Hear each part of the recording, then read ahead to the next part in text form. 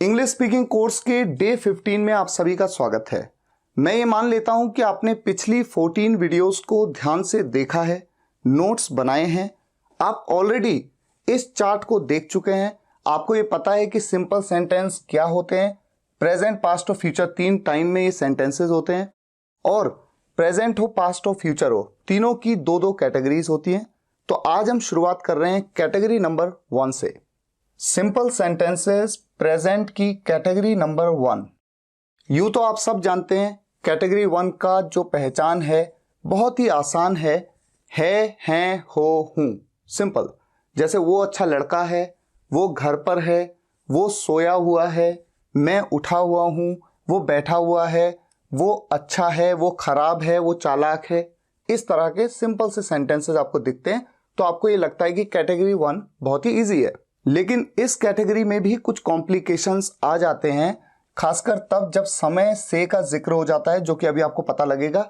ऐसे में is M R की जगह पर हैज बीन या हैव बीन का यूज होना, एक तो ये कॉम्प्लिकेशन आ जाता है। दूसरा, जब किसी सेंटेंस में ऑब्जेक्ट का पता नहीं चलता है, तो वहां पर देयर की एंट्री हो जाना, या फिर सेंटेंसेस जैसे नॉर्मली तो इस स्ट्रक्चर में बनते हैं, अफर्मेटिव होते हैं, सकारात्मक, जहां पर सेंटेंस में नॉट का यूज नहीं होता, नहीं का प्रयोग नहीं होता है। नेगेटिव वो जिनमें नहीं का यूज होता है, जैसे वो घर पर नहीं है। इंटरोगेटिव वो जहां पर क्वेश्चन पूछा जाता है। नेगेटिव इंटरोगेटिव वो जहां पर क्वेश्चन भी पूछा जाता है और साथ में वो सेंटेंस नेगेटिव भी होता है, यानी उसमें नॉट भी होता है और क्वेश्चन भी होता है, नेगेटिव इंटरोगेटिव। लेकिन केवल इतना आसान नहीं रहता जब स्पेशल केसेस की एंट्री हो जाती है। ये कुछ स्पेशल केसेस हैं जो आपको पता होने चाहिए, तभी आप इस कैटेगरी को ढंग से समझ पाएंगे। तो आइए शुरुआत करते हैं और सेंटेंसेस लेते हैं और समझते हैं। मान लीजिए मैं आपके सामने एक छोटा सा सेंटेंस रखता हूं। सबसे पहले शुरुआत में, रवि एक अच्छा लड़का है। रवि एक अच्छा लड़का है, किसकी बात हो रही है? रवि की। तो सब्जेक्ट कौन है? रवि। इस सेंटेंस में कहीं पे नॉट आ रहा है, नहीं का प्रयोग हो रहा है? नहीं हो रहा है। इस सेंटेंस में क्या कोई क्वेश्चन पूछा गया है? नहीं पूछा गया है। तो ये सेंटेंस कैसा है? अफर्मेटिव। रवि एक अच्छा लड़का है, सब्जेक्ट है रवि। रवि के साथ में इज एम आर किसका यूज होगा? आप सब जानते हैं, ऑलरेडी मैं बता चुका हूं कि थर्ड पर्सन सिंगुलर के साथ में हमेशा इज का यूज होता है, और रवि एक थर्ड पर्सन सिंगुलर सब्जेक्ट है, ये ऑलरेडी समझा चुका हूं। तो अफर्मेटिव की तरह इस सेंटेंस को हमने बना लिया, Ravi is a good boy. अब अगर इस सेंटेंस को नेगेटिव कर लो, रवि अच्छा लड़का नहीं है, नेगेटिव। ऐसे में करना सिंपल है, ऑक्सिलरी वर्ब के बाद तुरंत नॉट का यूज हो जाएगा। नेगेटिव सेंटेंसेस में इज एम आर के बाद नॉट का यूज हो जाता है, ठीक है। तो यहां पर आप नॉट का यूज कर लेंगे, Ravi is not a good boy. मैं जानता हूं कि आप में से लगभग सभी को यह पता होगा कि कैसे इस सेंटेंस को बनाना है, लेकिन हैरानी की बात यह है कि कई बार ऐसा हुआ कि मैंने किसी से ही पूछा, क्या रवि एक अच्छा लड़का है? क्या रवि एक अच्छा लड़का है? इस सेंटेंस को बनाइए। तो बहुत सारे स्टूडेंट्स ने, लगभग 90% केसेस में ऐसा हुआ, और सिर्फ हिंदी मीडियम स्टूडेंट्स के साथ नहीं, बल्कि जो इंग्लिश मीडियम में पढ़ते हैं वो बच्चे भी क्या कह देते हैं? What is Ravi good boy? What का यूज कर लेते हैं। और व्हाट क्या है? एक WH फैमिली का मेंबर। तो वो समझते हैं कि जो इंटरोगेटिव सेंटेंस होते हैं उनमें क्या बोला तो व्हाट, क्यों बोला तो व्हाई, कहां बोला तो वेयर, किसे बोला तो whom, इनका यूज करना ही करना है। लेकिन मैं आपको ये बता देता हूं, किसी भी क्वेश्चन वाले सेंटेंस में, किसी भी इंटरोगेटिव सेंटेंस का आंसर अगर आप यस या नो में दे सकते हैं, इसे आप समझ लीजिए। अगर आप किसी भी इंटरोगेटिव सेंटेंस, किसी भी क्वेश्चन का आंसर यस या नो में दे सकते हैं, ऐसे में आपको WH फैमिली मेंबर का यूज कभी भी नहीं करना होता। यानी कि जब मैं आपसे कहता हूं क्या रवि एक अच्छा लड़का है, तो यहां पर क्या के लिए व्हाट का यूज हो ही नहीं सकता, क्योंकि वो एक WH फैमिली का मेंबर है और इस सेंटेंस का आंसर आप यस या नो में दे सकते हैं। कैसे? क्या रवि एक अच्छा लड़का है? तो आप क्या कहेंगे? मैं आपसे पूछ रहा हूं, क्या रवि एक अच्छा लड़का है? तो आप कह सकते हैं यस या आप कह सकते हैं नो। तो यस या नो में आप जवाब दे पा रहे हैं, इसका मतलब वहां कभी भी कोई WH फैमिली मेंबर यूज नहीं होगा। हाँ, अगर मैं आपसे ऐसे पूछूं आपका क्या नाम है, और अगर आप कहें यस, तो ये बात तो क्लियर नहीं हो पाई, आंसर नहीं मिला। या आप कह दें नो, नहीं, आपको बताना होगा कि आपका नाम क्या है। जैसे मैं आपसे पूछूं आप घर पर क्यों हैं, तो आपको बताना होगा कि आप क्यों हैं। आप जो भी बताएं कि मैं घर पे इसलिए हूं क्योंकि मेरे स्कूल की छुट्टी है, लेकिन आप सिंपली यस या नो कह दें, इससे दूसरे व्यक्ति के क्वेश्चन का आंसर उसको नहीं मिला। तो जब भी किसी क्वेश्चन का आंसर यस या नो में आप ना दे पाएं, केवल यस या नो में ना दे पाएं, बल्कि आपको कुछ बताना पड़े, कुछ सेंटेंस बोलना पड़े, ऐसे में WH फैमिली मेंबर का यूज 100% आपको करना होता है। अब अगर इसी सेंटेंस में मैं ऐसा कह दूं क्या रवि एक अच्छा लड़का है, क्या रवि एक अच्छा लड़का है, तो आप जान गए कि यस या नो में आप जवाब दे सकते हैं। आप कह सकते हैं यस या आप कह सकते हैं नो। तो अंडरस्टूड है कि ये इंटरोगेटिव सेंटेंस है, प्रश्न पूछा गया है, लेकिन WH फैमिली का मेंबर कभी यूज नहीं हो सकता। और सेंटेंस की शुरुआत हमेशा ऑक्सिलरी वर्ब से होगी, और ऑक्सिलरी वर्ब हमेशा सब्जेक्ट के हिसाब से लगती है। अब जब मेरा सब्जेक्ट है रवि, तो रवि एक थर्ड पर्सन सिंगुलर है, इसलिए उसके साथ में इज का यूज करना पड़ेगा। तो आप सेंटेंस को शुरू करेंगे इज से, और आप कहेंगे is Ravi, auxiliary verb, subject, और उसके बाद जो भी ऑब्जेक्टिव पार्ट है अ गुड बॉय। ये बेसिक सी चीजें हैं, लेकिन बहुत सारे स्टूडेंट्स को नहीं पता है, इसलिए बताना मेरा फर्ज है। और अगर मैं ऐसा कह दूं, ऐसा क्वेश्चन हो जाए क्या रवि अच्छा लड़का नहीं है, नेगेटिव भी और प्रश्न भी, इंटरोगेटिव भी, तो इज एम आर के बाद सब्जेक्ट आया, इज एम आर के बाद सब्जेक्ट, और इसके बाद नॉट का यूज। हमेशा ध्यान रखिए, नॉट का यूज हमेशा सब्जेक्ट के तुरंत बाद किया जाता है। तो इस सेंटेंस में मैं क्या कहूंगा, is Ravi not a good boy, क्या रवि अच्छा लड़का नहीं है।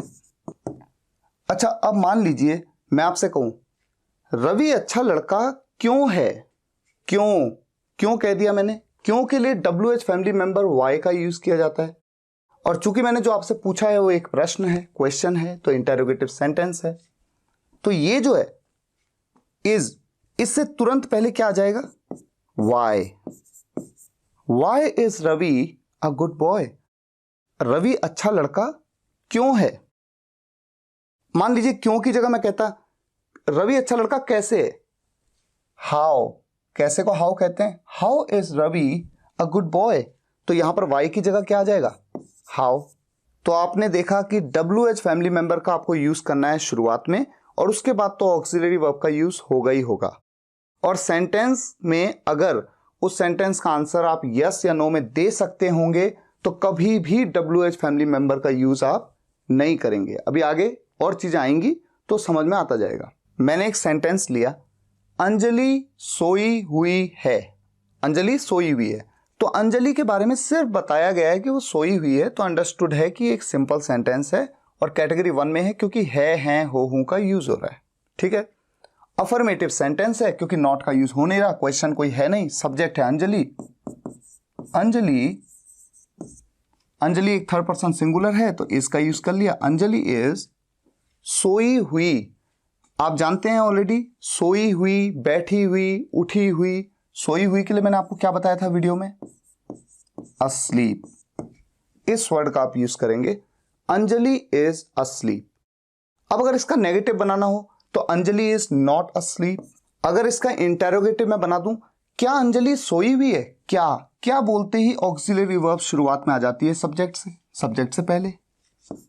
इज अंजलि अस्लीप, क्या अंजलि सोई हुई है। अब यहां पर इस क्वेश्चन का आंसर चूंकि आप यस या नो में दे सकते हैं, इसीलिए आपने यहां पर WH फैमिली मेंबर का यूज नहीं किया। लेकिन अगर मैं आपसे कह दूं अंजलि क्यों सोई हुई है, क्यों, तो क्यों के लिए WH फैमिली मेंबर का यूज करेंगे आप इज एम आर से पहले। Why is Anjali asleep, Anjali सोई हुई क्यों है।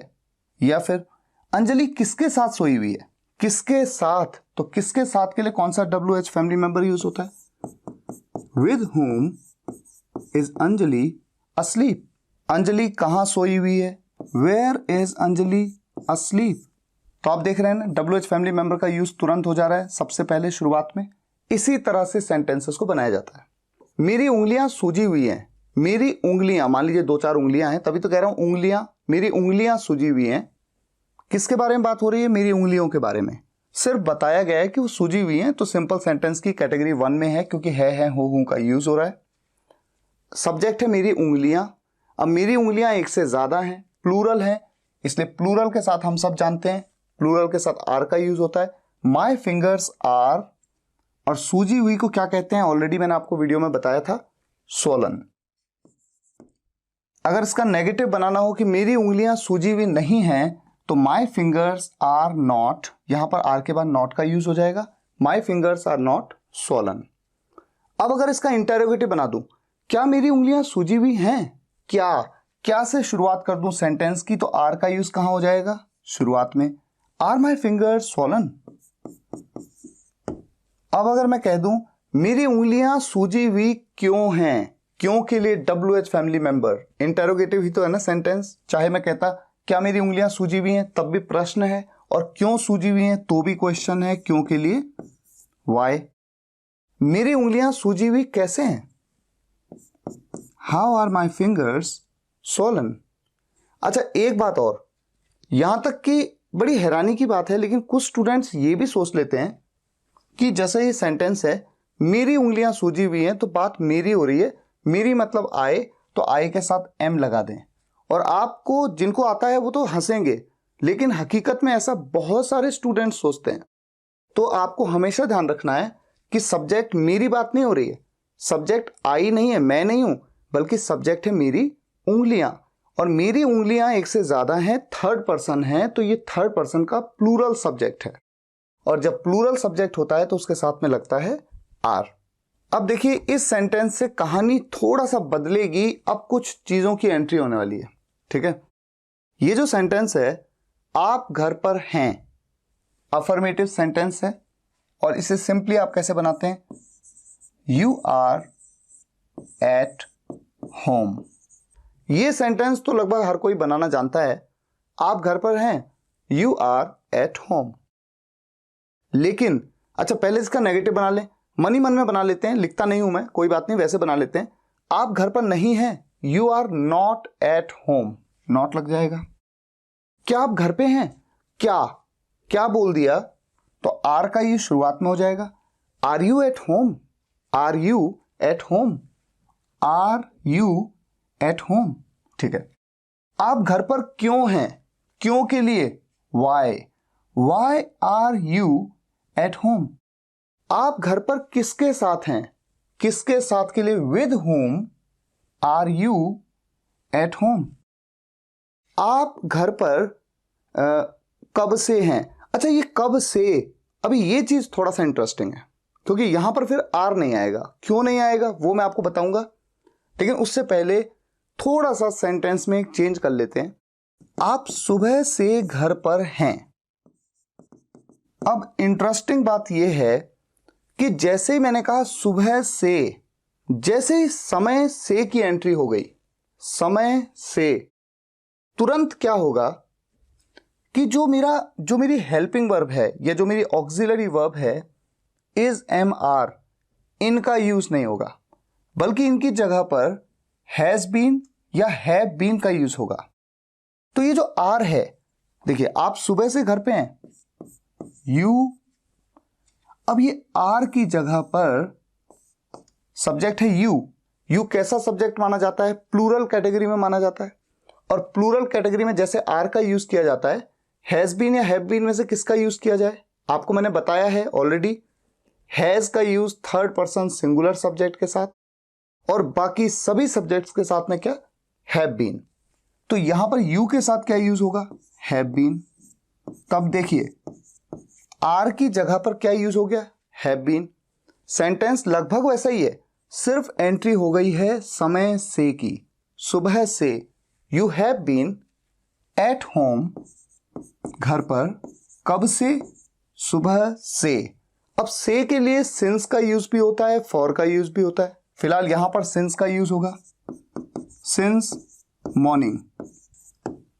तो आपने देखा कि कैसे चेंज हो गया, आप घर पर हैं, यू आर एट होम, लेकिन आप सुबह से घर पे हैं, जैसे समय से बोला तुरंत आर नहीं हैव बीन का यूज हो गया। अगर थर्ड पर्सन सिंगुलर सब्जेक्ट होता तो हैज बीन का यूज हो जाता। जैसे मान लीजिए वो सुबह से घर पे है, वो सुबह से घर पे है, तो मैं वो के लिए क्या कहता, ही। एक लड़का है तो ही, लड़की होती तो शी, और ही के साथ में फिर क्या लगता, he has been at home since morning.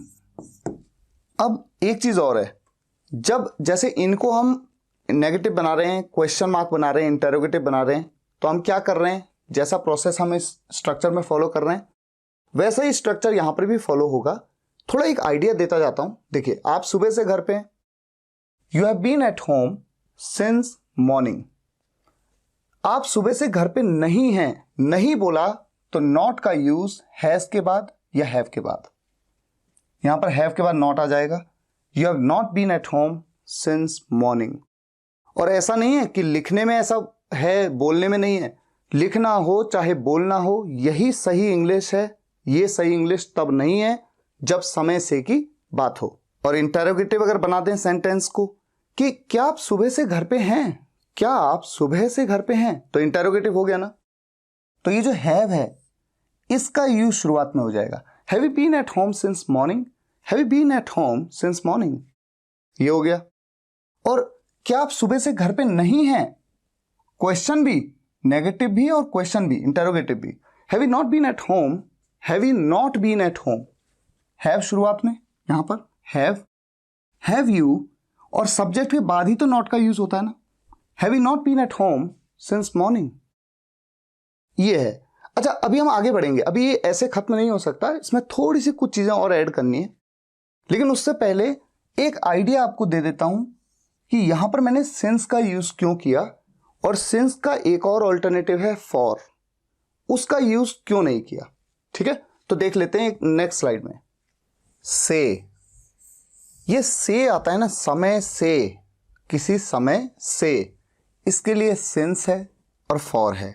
Since का यूज किसी बीते निश्चित समय से, since a point in time in the past, किसी पॉइंट इन टाइम से। ठीक है, जैसे मान लीजिए मैं कहूं कि मैं 2 बजे से घर पे हूं, तो 2 बजे वो एक निश्चित समय की बात हो रही है, एक डेफिनेट टाइम की बात हो रही है, तो वहां पर मैं यूज करूंगा सिंस।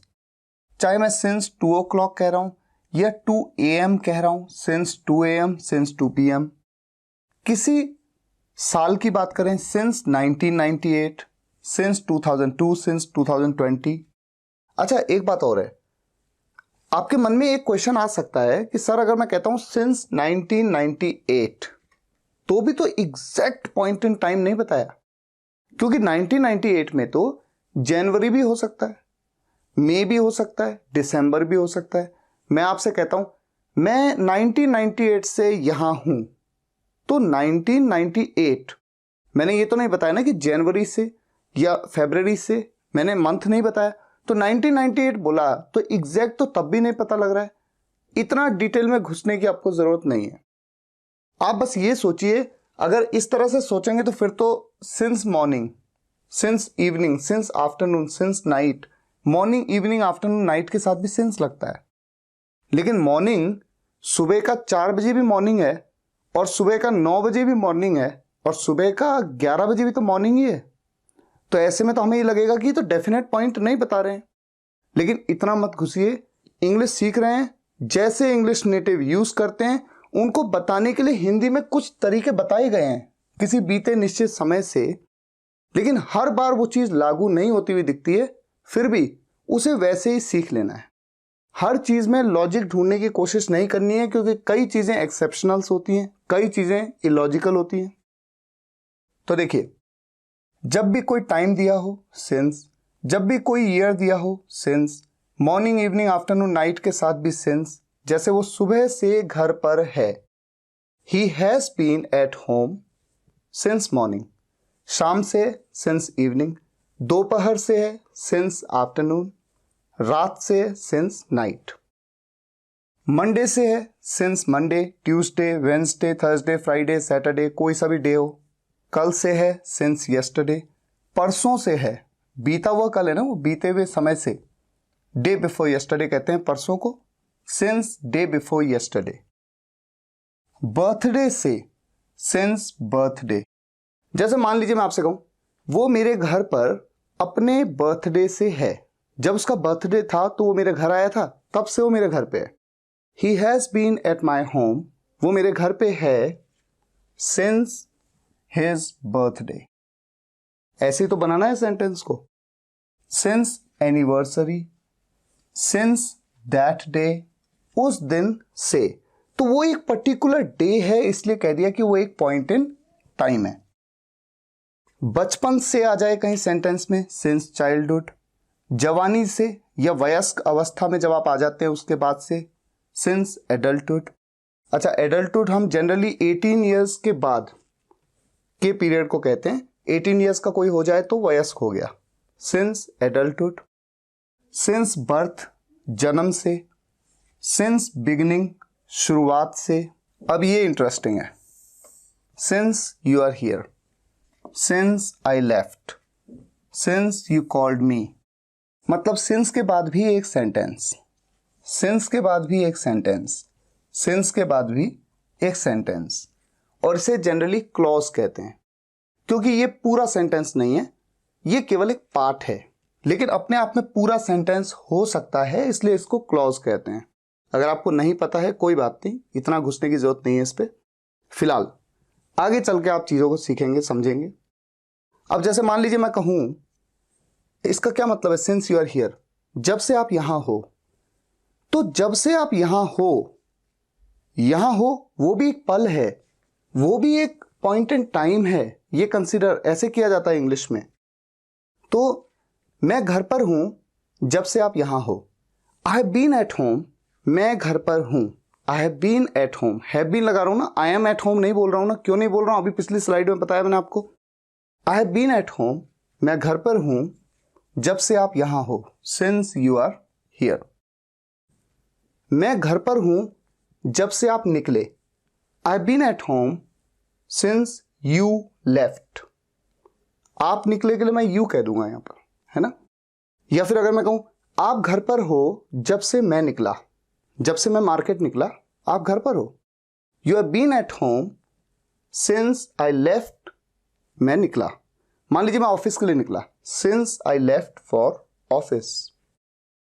आप घर पर, मैं घर पर हूं जब से आपने मुझे कॉल किया। मान लीजिए ऐसा कह रहा हूं, I have been at home since you called me. I have been at home since you called me. तो इन चीजों को आपको अपनी नोटबुक में नोट कर लेना है, रट भी लेना है, 2-4 बार देखेंगे हमेशा सेंटेंस में जब भी कभी आएगा समय से। और इन चीजों से, जैसे मॉर्निंग से, 2002 से, 2 o'clock से, 2 o'clock, 3 o'clock, 4 o'clock, कोई भी टाइम दिया हो आप सिंस का यूज करेंगे। और फॉर का यूज किसी बीते समय की अवधि से।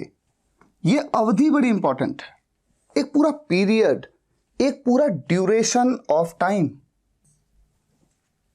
जैसे 2 सेकंड से, 2 मिनट से, 2 घंटे से, फॉर 2 आवर्स, 2 दिन से, फॉर 2 डेज। हम इन जगहों पे हम क्या बात कर रहे हैं, हम पीरियड्स की बात कर रहे हैं। हम एग्जैक्ट टाइम नहीं बता रहे कि कब से, हम 2 बजे से नहीं बता रहे, एग्जैक्ट टाइम नहीं बता रहे, वो तो पॉइंट इन टाइम है, लेकिन हम ड्यूरेशन बता रहे हैं 2 घंटे से। अब मान लीजिए इस वक्त 8 बज रहा है और मैं कहता हूं 2 घंटे से मैं घर पे हूं, I have been at home for 2 hours. तो अंडरस्टूड है कि इस समय 8 बज रहा है तो 2 घंटे से हूं, मतलब 6 बजे से हूं, है ना। लेकिन मैंने 6 बजे से नहीं बोला, मैंने कह दिया 2 घंटे से।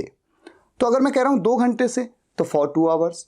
और अगर मैं कह देता 6 बजे से, तो 6 बजे एक पॉइंट इन टाइम है, तब मैं क्या कहता, सिंस 6 o'clock। 2 हफ्ते से फॉर 2 वीक्स, 2 महीने से, 2 साल से, 2 डेकेड से, डेकेड मतलब दशक होते हैं, 10 साल का एक पीरियड को डेकेड कहते हैं। 2 डेकेड से फॉर 2 डेकेड्स। 2 सेंचुरीज से, सेंचुरीज मतलब 100 साल के पीरियड को कहते हैं सेंचुरी, शताब्दी। तो 2 शताब्दियों से। फॉर अ लॉन्ग, लंबे समय से, लंबे समय से के लिए फॉर अ लॉन्ग टाइम भी कह सकते हैं। दोनों का मतलब एक ही है, जैसा आपको कहना है आप कह सकते हैं। जैसे मैं लंबे समय से घर पे हूं, I been at home for a long, या फिर I have been at home for a long time, थोड़े समय से, I been at home for a while, मैं थोड़े समय से घर पे हूं। और कुछ ऐसा भी कह सकते हैं, for a short while, I have been at home for a short while. लेकिन हर जगह पे हम क्या कह रहे हैं, I have been at home, I am at home नहीं, ठीक है। I have been at home for many days, कई दिनों से, कई घंटों से। अब कई दिन ये ड्यूरेशन है, अवधि है, कई घंटे अवधि है। फॉर मेनी ईयर्स, कई सालों से। फॉर मेनी सेंचुरीज, कई शताब्दियों से।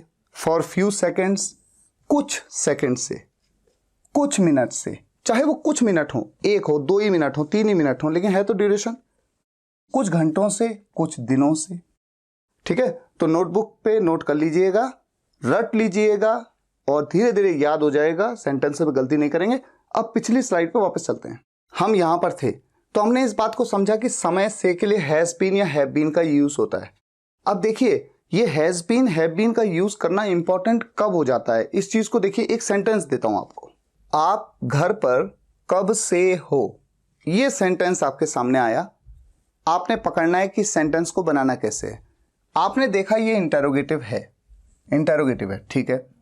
आपने देखा कि यहां पर बोला कब से, और कब से को, कब से जो WH फैमिली मेंबर है, इसको, इसके लिए आप क्या यूज करते हैं, ऑलरेडी वीडियो में ऑलरेडी पहले भी बता चुका हूं मैं आपको। सिंस व्हेन कहते हैं ऐसे, सिंस व्हेन, या फिर आप कहते हैं फॉर हाउ लॉन्ग। अब देखिए कितना इंटरेस्टिंग है, यहां पर फॉर का यूज कर रहे हैं, यहां पर सिंस का यूज कर रहे हैं। इन दोनों में से किसी एक का यूज होता है as a WH family member. अब चूंकि ये इंटरोगेटिव सेंटेंस है, ठीक है, सबसे पहले WH फैमिली मेंबर यूज होगा। तो मान लीजिए मैंने कहा सिंस व्हेन, अब WH फैमिली मेंबर के तुरंत बाद तो आर का यूज होना है। लेकिन कमाल की बात यह है कि हमने किसी समय से का जिक्र कर लिया है। भले यहां पर समय से लिखा नहीं है, सुबह से, मंडे से, 2002 से, ऐसा लिखा नहीं है, लेकिन कब से मतलब किसी टाइम से। अगर मैं आपसे पूछूं आप घर पर कब से हो, तो आप क्या बोलोगे? या तो आप कह दोगे मैं 2 बजे से हूं, या कह दोगे मैं 2 घंटे से हूं। तो या तो आप ड्यूरेशन बता दोगे, या फिर एक पॉइंट इन टाइम से बता दोगे। दोनों में से कोई एक बात आप बताओगे। तो कुल मिलाकर यहां पर बात हो रही है समय से की, कब से मतलब किस समय से। इसलिए ऐसे में इज एम आर का यूज नहीं होगा, बल्कि हैज बीन या हैव बीन का यूज होगा। अब मेरा सब्जेक्ट क्या है? आप घर पर कब से हो, तो सब्जेक्ट है आप मतलब यू के साथ तो लगता है हैव बीन, तो हैव को उठा के शुरुआत में यूज कर लेंगे। हैव, यहां पर इज एम आर नहीं आएगा, हैव आएगा। अब हैव बीन एक साथ नहीं आता है, पहले हैव आएगा, उसके बाद सब्जेक्ट, उसके बाद बीन, उसके बाद आएगा हैव यू बीन। ऐसा ही होता है। देखिए इज एम आर तो अपने आप में एक वर्ड है, तो वो शुरुआत में आ जाता है। लेकिन जहां भी 2 वर्ड होते हैं, जैसे will have, will be, have been, हमेशा ऐसे में हैव पहले आ गया। या विल बी होता तो विल पहले आ गया, बी बाद में आया, बीन बाद में आया, सब्जेक्ट के बाद। Since when have you been, घर पर, एट होम। या तो ऐसे बना सकते हैं, अगर मुझे आपसे ये पूछना है आप घर पर कब से हो, तो मैं ऐसे पूछ सकता हूं। या फिर सिंस व्हेन की जगह पे मैं इस तरह से भी पूछ सकता हूं, for how long have you been at home. अच्छा, अब एक चीज देखिए, आइडियल कंडीशन में, आइडियल केस में, अगर मैं आपसे ये सवाल पूछूं, since when have you been at home, आप घर पर कब से हो, तो आपका आंसर, चूंकि मैं आपसे सिंस व्हेन पूछ रहा हूं, तो मैं जानना चाहता हूं सिंस व्हाट टाइम, तो आपको सिंस के साथ ही आंसर देना चाहिए, सिंस 2 o'clock। इस बात को पूरा भी बोल सकते हो, पूरा आंसर ऐसे भी दे सकते हो, I been at home since 2 o'clock। तो मैंने पूछा since when have you been at home, आपने कहा I been at home since 2 o'clock, या फिर सिंपली सिंस 2 o'clock। और जब मैं आपसे पूछूं for how long have you been at home, तो मैंने यहां पर कहा फॉर हाउ लॉन्ग, फॉर का यूज कर रहा हूं, इसका मतलब मैं आपसे ड्यूरेशन पूछ रहा हूं कि कब से हो। तो मान लीजिए आप 4 घंटे से हो, तो आप कह सकते हो फॉर 4 hours, या आप पूरा सेंटेंस बोल सकते हो, मैं 4 घंटे से घर में हूं, I have been at home for 4 hours। तो छोटा सा आंसर भी, बड़ा आंसर भी। हिंदी में भी तो हम ऐसे ही देते हैं ना, हम किसी को ऐसा भी कह सकते हैं 4 घंटे से, या हम ऐसा भी कह सकते हैं मैं घर पर 4 घंटे से हूं। तो जिस तरह से हिंदी में वैसे इंग्लिश में, तो थोड़ा आइडिया मिल रहा है अभी आपको, ठीक है। वैसे तो देखिए हम कैटेगरी 1 देख रहे हैं, मेनली हमारा स्ट्रक्चर यही है, लेकिन जब भी समय से की एंट्री हो गई तो हैज बीन या हैव बीन का यूज हो रहा है। और जब हम प्रैक्टिस करेंगे तो चीजें आपको बहुत ज्यादा क्लियर होंगी, क्योंकि मैं प्रैक्टिस में कोई 1 2 4 सेंटेंसेस नहीं, बहुत सारे सेंटेंसेस की आपको प्रैक्टिस कराऊंगा। अब हम इस सिनेरियो पे मूव करते हैं। ये वाला जो सिनेरियो है, इसमें क्या होता है कि जब भी किसी सेंटेंस में ऑब्जेक्ट का पता ही नहीं चलता, ऑब्जेक्ट नहीं होता मान लीजिए, तो वहां पर आप देयर का यूज कर लेते हैं, और बेहतर होता है कि आप देयर का यूज एज अ सब्जेक्ट कर लें। अब देखिए, आपने किसी कहानी की शुरुआत कैसे सुनी है? ऐसे सुनी है ना, एक लड़का है और उसके बाद कहानी शुरू हो जाती है। एक लड़का है, उसके पापा बहुत तेज हैं, वो ऐसे हैं वैसे हैं, पूरी कहानी शुरू हो गई, ठीक है। लेकिन शुरुआत तो ऐसे हुई, एक लड़का है। अब ये सेंटेंस, अब देखिए मैं आपसे पूछूं कि बताइए ये सेंटेंस कैसा है, तो आप कहेंगे सर ये अफर्मेटिव है, क्योंकि इस सेंटेंस में नॉट का यूज तो कहीं हो नहीं रहा है। लेकिन मैं आपसे पूछता हूं सब्जेक्ट क्या है? आपने कहा सर सब्जेक्ट है एक लड़का, क्योंकि एक लड़के के बारे में बात हो रही है, ठीक है। अब ऑब्जेक्ट कहां है? ऑब्जेक्ट तो है ही नहीं, ये है हो हूं, ये तो ऑक्सिलरी वर्ब है, इज एम आर का यूज करते हैं इसके लिए, तो ऑब्जेक्ट आपको मिल ही नहीं रहा।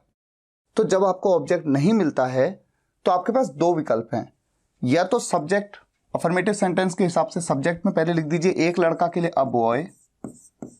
अब एक लड़का है, सिंगुलर है, तो इज का यूज करेंगे, अ बॉय इज। अब ऑब्जेक्ट कुछ है नहीं तो सेंटेंस ऐसे कंप्लीट नहीं होता है। सेंटेंस में सब्जेक्ट चाहिए, ऑक्सिलरी वर्ब चाहिए, और फिर ऑब्जेक्टिव पार्ट में भी चाहिए। तो जब ऑब्जेक्ट कुछ नहीं दिखा तो ऐसे में ऑब्जेक्ट में क्या यूज कर लिया गया? देयर। ये है कॉन्सेप्ट। अब देखिए मैंने आपसे क्या कहा कि देयर का यूज जनरली सब्जेक्ट में करना ज्यादा बेहतर है, और इसी तरह से इंग्लिश नेटिव करते हैं।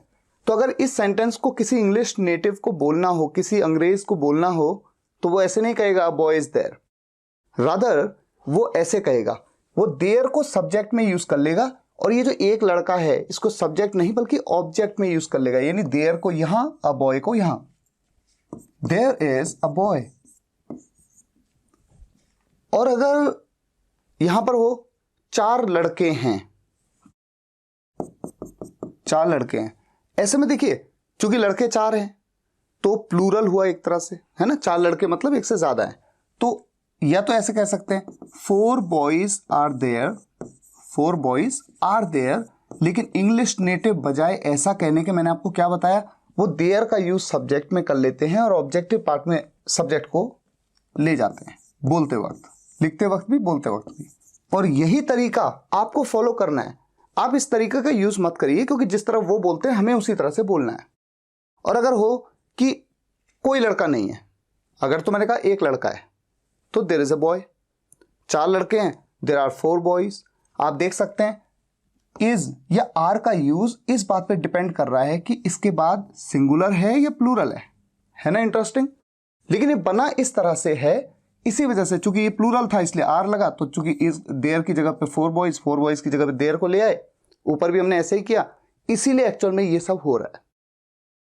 अब अगर मान लीजिए कहना है कि कोई लड़का नहीं है, तो देयर वाले सेंटेंस में कोई लड़का नहीं है, देयर इज नो बॉय, और कोई लड़के नहीं है, कोई लड़के नहीं है। जैसे किसी ने कहा वहां पर देखो 25 लड़के हैं, आप गए, आपने देखा, आपने कहा कोई लड़के नहीं है, तो there are no boys, there are no boys, boy के बाद एस, ठीक है। अच्छा कुछ सेंटेंसेस रखता हूं, एक आदमी है।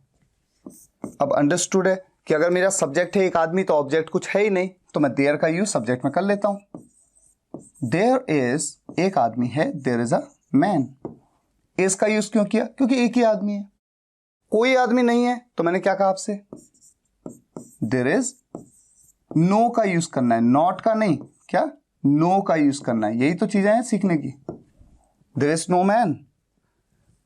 अब इस सेंटेंस में देखिए, वहां कोई आदमी नहीं है, यहां पता कोई आदमी नहीं है, इतना वहां लग गया। अब वहां के लिए भी देयर का यूज होता है।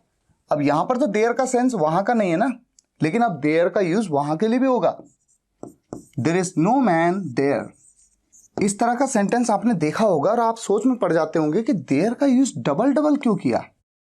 हाँ, अगर इस सेंटेंस को मैं वैसे बना लेता जैसे मैं पहले बना रहा था, इसके दो तरीके हैं ना। अगर मैं ऐसे बना लेता नो मैन इज देयर, तब तो देयर देयर बार बार यूज नहीं करता, देयर का मतलब ही होता वहां, no man is there.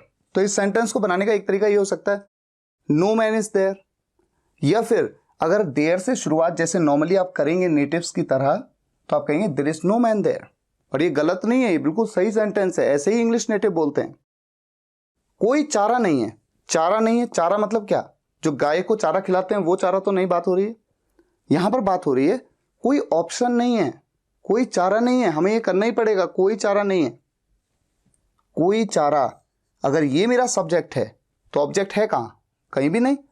Not के लिए तो नहीं है जो है ये तो मेरी हेल्पिंग वर्ब है, ऑक्सिलरी वर्ब है। ठीक है, हेल्पिंग हो ऑक्सिलरी, आप जानते हैं ऑक्सिलरी वर्ब को हेल्पिंग वर्ब भी कहते हैं। कोई चारा नहीं है, देयर इज नो ऑप्शन। और ऐसा सेंटेंस आपने देखा भी होगा। और ये सभी सेंटेंसेस कैटेगरी 1 में क्यों आ रहे हैं, क्योंकि इनके एंड में है हूं आ रहा है, प्रेजेंट में है। और इन किसी भी सेंटेंस में, चूंकि ये सिंपल है, इनमें कभी भी सब्जेक्ट किसी काम को कर रहा है, करता है, ऐसा नहीं बताया गया। कुछ नल हैं, अगर मेरा सब्जेक्ट है कुछ नल, तो ऑब्जेक्ट कहां है, कुछ है ही नहीं। There are a few taps. अब देखिए देयर आर, मैंने आर क्यों लगाया, क्योंकि मैं क्या कह रहा हूं, कुछ नल, अ फ्यू टैप्स। चूंकि ये प्लूरल है इसलिए आर का यूज किया। कई पेड़ हैं, कई पेड़ मतलब many trees, there are many trees. अब अगर मैं इन सेंटेंस में थोड़ा थोड़ा कुछ ऐड कर दूं, जैसे कि घर पर एक आदमी है, तो एक आदमी के लिए देयर इज अ मैन। घर पर at home, there is a man at home. कोई आदमी नहीं है। दुकान पर, मेरी दुकान पर कोई आदमी नहीं है, तो मैंने शुरुआत में जोड़ दिया मेरी दुकान पर कोई आदमी नहीं है। There is no man in my shop. ठीक है, कुछ नल हैं, मैं कह दूं वहां पर कुछ नल हैं, तो वहां पर मैंने वहां पर ऐड कर दिया। There are a few taps over there, over there या देयर। और ये बात मैं ऑलरेडी एक वीडियो में बता चुका हूं कि यहां पर आप देयर भी कह सकते हैं, केवल वहां के लिए आप देयर भी कहते हैं, और देयर से पहले आप ओवर का यूज कर सकते हैं, कोई प्रॉब्लम नहीं है, बिल्कुल एक ही चीज है। तो देयर कहते हैं चाहे over there. There are few taps there, या फिर there are few taps over there. कई पेड़ हैं, मैं कह दूं जंगल में कई पेड़ हैं, जंगल में ऐड कर दूं there are many trees in the jungle या इन द फॉरेस्ट। हमने ये चीज देख ली कि समय के साथ ये होगा, समय से आया तो, और जब ऑब्जेक्ट मिसिंग हो, नहीं हो, तो देयर का यूज कर रहे हैं आप सब्जेक्ट में। अब आ जाते हैं स्पेशल केस पे, जहां पर इंटेरोगेटिव नेगेटिव इंटेरोगेटिव के स्ट्रक्चर्स में थोड़ा सा डिफरेंस है। आपके सामने देखिए 4 सेंटेंस हैं। कौन बैठा हुआ है, कौन कौन मेरे साथ हैं, वहां किसका भाई है, वहां कौन सी शर्ट रखी हुई है। इन सभी सेंटेंसेस में आप देखेंगे सभी सेंटेंसेस इंटेरोगेटिव हैं, यानी प्रश्नवाचक हैं। इंटेरोगेटिव हैं, प्रश्नवाचक हैं। लेकिन जैसा कि इंटेरोगेटिव का रूल कहता है कि पहले WH फैमिली मेंबर बताइए, तो यहां पर WH फैमिली मेंबर है। कौन, कौन के लिए हु, WHO हु। लेकिन ये सब्जेक्ट यहां पर है नहीं। मैं आपसे पूछता हूं कौन बैठा हुआ है, तो जो बैठा हुआ है वही तो सब्जेक्ट है। अगर मान लीजिए इस सेंटेंस में मैं कहता राम बैठा हुआ है, तो कौन होता सब्जेक्ट, राम। तो राम के बारे में ही पूछा गया है कि कौन। तो जब WH फैमिली मेंबर एक सब्जेक्ट की भूमिका निभाता है, एक सब्जेक्ट को रेफर करता है, ऐसे में ये हो जाता है स्पेशल केस, क्योंकि यहां पर सब्जेक्ट बिल्कुल नहीं है।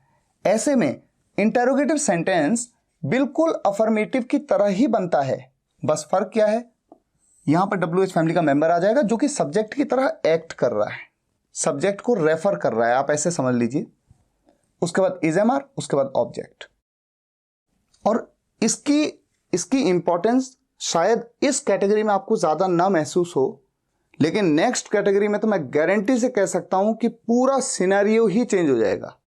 और जब टेंसेस हम पढ़ेंगे तो past indefinite tense, present indefinite tense उनमें भी इसका रोल इतना इंपॉर्टेंट है कि अगर आपको ये केसेस नहीं पता है तो आप सेंटेंस को सही से बना ही नहीं सकते, आप कंफ्यूज होते रहेंगे। तो देखिए सेंटेंस में कैसे बनाया जाएगा। अब जैसे ये इंटरोगेटिव सेंटेंस है, कौन बैठा हुआ है, तो सबसे पहले कौन के लिए WH फैमिली मेंबर क्या है, हु, और हु के बाद सीधा क्या लगा, इज। हु इज बैठा हुआ के लिए हम सिटिंग कहते हैं, ये आप जानते हैं, मैंने पहले भी बताया आपको। ऐसे ही सेंटेंस बन गया, क्योंकि यहां पर कोई सब्जेक्ट नहीं है इसलिए किसी सब्जेक्ट की तलाश आपको करनी भी नहीं है। कौन कौन मेरे साथ हैं, WH फैमिली मेंबर है कौन कौन, हु ऑल। कौन कौन को क्या कहते हैं, हु ऑल। ये बात WH फैमिली मेंबर में बताई मैंने आपको, who all. Are is am किसका यूज करें, ऑब्वियस सी बात है आर का यूज करेंगे क्योंकि प्लूरल सब्जेक्ट है, एक से ज्यादा लोगों की बात हो रही है। हु ऑल आर, और ऑब्जेक्ट में क्या है, मेरे साथ, ऑब्जेक्ट विद मी। अच्छा मान लीजिए ये सेंटेंस नेगेटिव होता, इंटरोगेटिव तो है ही, नेगेटिव भी होता तो ऑब्वियस सी बात है नॉट का यूज कर लेते। Who all are not with me, कौन कौन मेरे साथ नहीं है। वहां किसका भाई है।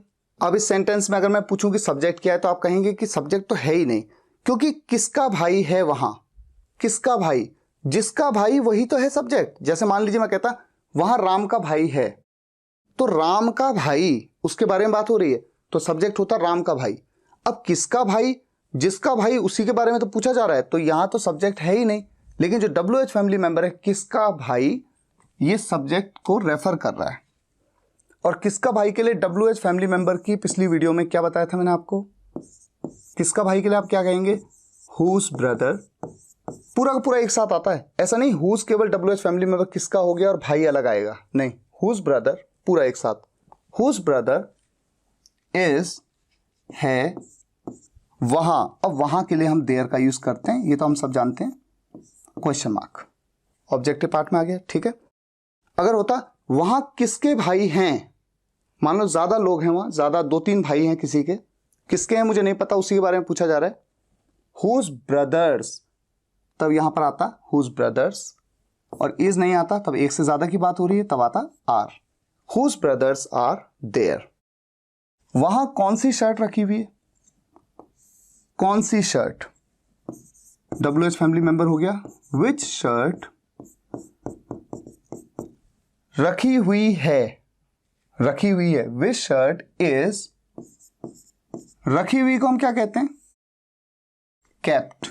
कीप मतलब रखना, उसकी थर्ड फॉर्म केप्ट, पिछले ही वीडियो में समझाया इस चीज को, विच शर्ट इज केप्ट वहां। वहां के लिए आप देयर भी कह सकते हैं, और क्या कह सकते हैं मैंने आपको क्या बताया, ओवर देयर।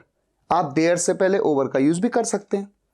आप में से कितने ऑफिस में हैं, आप में से कितने, ये है मेरा WH फैमिली का मेंबर, और यही मेरा सब्जेक्ट होता अगर मैं इसका आंसर दे दूं। जैसे मैं आपसे पूछता हूं आप में से कितने ऑफिस में हैं, तो मान लीजिए आप कहें हम 4 लोग ऑफिस में हैं, हम 4 लोग ऑफिस में हैं, तो हम 4 लोग वही तो सब्जेक्ट हैं। अगर ये सेंटेंस ऐसा होता हम 4 लोग ऑफिस में हैं, तो हम 4 लोग, we 4 people are in the office, तो सब्जेक्ट को यही रेफर कर रहा है, तो ये मेरा WH फैमिली मेंबर है, इसलिए स्पेशल केस है और इसलिए इंटरोगेटिव की तरह यूज करूंगा। देखिए यहां पर आप में से कितने, इस बात को मैंने वीडियो में बताया था आपको WH फैमिली मेंबर समझाते हुए, how many of you, how many of you, ये पूरा का पूरा मेरा WH फैमिली का मेंबर बन गया जो कि सब्जेक्ट को रेफर कर रहा है। और उसके बाद इज एम आर किसका यूज करूं, ऑब्वियस सी बात है एक से ज्यादा लोगों की बात हो रही है। How many of you are office में, ये मेरा ऑब्जेक्टिव पार्ट है, इन दी ऑफिस। टेबल पर कितना पैसा पड़ा हुआ है, कितना पैसा, मेरा WH फैमिली मेंबर है, हाउ मच मनी। और यहां पर ये सब्जेक्ट की भूमिका में ही तो है। मान लीजिए मैं कहूं कि 100 रुपए का नोट टेबल पर पड़ा हुआ है, टेबल पर 100 रुपए का नोट पड़ा हुआ है, तो मेरा सब्जेक्ट क्या है, किसके बारे में बात हो रही है, 100 रुपए के नोट के बारे में। 100 रुपीज नोट पड़ा हुआ है, is lying on the table, तो कितना पैसा जो WH फैमिली मेंबर है वो सब्जेक्ट को ही रेफर कर रहा है, इसीलिए स्पेशल केस है। How much money is, how much money is, ये वाला इज, पड़ा हुआ के लिए क्या कहते हैं, बताया था वीडियो में मैंने आपको, लाइंग पड़ा हुआ के लिए लाइंग, टेबल पर, ऑन द टेबल। क्लास में किसकी बहन बैठी है? किसकी बहन? जिसकी बहन बैठी है, मान लीजिए राहुल की बहन बैठी है, तो राहुल की बहन यही है मेरा सब्जेक्ट जिसके बारे में मैं पूछ रहा हूं। तो किसकी बहन? हु सिस्टर इज, है, बैठी या बैठी हुई, क्या कहते हैं? सिटिंग। कहां पर? क्लास में, in the class, question mark. तुम्हारा कौन सा भाई मेरे साथ था? तुम्हारा कौन सा भाई मेरे साथ था? तुम्हारा कौन सा भाई, ये पूरा का पूरा मेरा WH फैमिली मेंबर्स है जो कि सब्जेक्ट को रेफर कर रहा है। तुम्हारा कौन सा भाई, इसके लिए मैंने पिछली वीडियो में क्या बताया था आपको, WH फैमिली मेंबर की वीडियो में, याद करिए। वीडियो को पॉज भी कर सकते हैं, थोड़ा सोचिए, अपने नोट्स देखिए। तुम्हारा कौन सा भाई? Which brother of yours, which brother of yours. अच्छा, मैंने यहां पर था कह दिया, ये तो पास्ट में हो जाएगा ना, इसे है कह देता हूं, क्योंकि था वाले में बताऊंगा, था की चीजें फिलहाल है। तुम्हारा कौन सा भाई मेरे साथ है? Which brother of yours is with me, question mark. तो आपने एक आइडिया ले लिया है कि कैटेगरी एक्चुअल में इज एम आर के साथ में है, ठीक है, ये आप इस तरह के सेंटेंस से बनेंगे, लेकिन समय से आ जाएगा तो हैज बीन, हैव बीन में कन्वर्ट हो जाएगा, ये इज एम आर यूज नहीं होगा। और अगर ऑब्जेक्ट मिसिंग है तो ऐसे में देयर का यूज होगा। और कुछ स्पेशल केसेस हैं, पर्टिकुलरली वो जहां पर कि सब्जेक्ट बताया नहीं गया, लेकिन जो क्वेश्चन पूछा गया है उसमें जो WH फैमिली का मेंबर है वो सब्जेक्ट को ही रेफर कर रहा है। तो फिलहाल आज के लिए यहीं तक, और नेक्स्ट वीडियो में हम कैटेगरी 2 पे जाएंगे, प्रेजेंट की कैटेगरी 2। अच्छा, कैटेगरी 1 के बाद 2 जब आप सीख लेंगे, उसके बाद जब आप पास्ट की कैटेगरीज देखेंगे तो वो प्रेजेंट से काफी रिलेट करेगी, तो थोड़ा आसानी हो जाएगी। और फ्यूचर में कुछ इंटरेस्टिंग एक्सेप्शनल केसेस हैं, उनको भी हम देखेंगे। और जब हम सिंपल सेंटेंसेस को कवर कर लेंगे तो इसकी इतनी प्रैक्टिस हमें करनी है, इतने सेंटेंसेस की प्रैक्टिस करनी है कि हमारी पकड़ बिल्कुल मजबूत हो जाए, और तब हम आगे टेंसेस पे मूव करें। ठीक है, तो हर वीडियो को ध्यान से देखना है और नोट्स बनाने हैं, होमवर्क करना है। और सेंटेंसेस की प्रैक्टिस के लिए मैं आपके लिए बहुत सारे सेंटेंसेस लाऊंगा, वीडियो में भी और अपनी वेबसाइट में भी। अगर आपको ये वीडियो लेक्चर पसंद आया हो तो वीडियो को लाइक और शेयर जरूर करिएगा, और कमेंट्स में बताइएगा कैसा लगा। अगर आप इस चैनल पर नए हैं तो चैनल को सब्सक्राइब कर लीजिए, एक एक वीडियो को देखना है और इंग्लिश सीखनी है। मिलते हैं नेक्स्ट वीडियो लेक्चर में। Take care, good bye.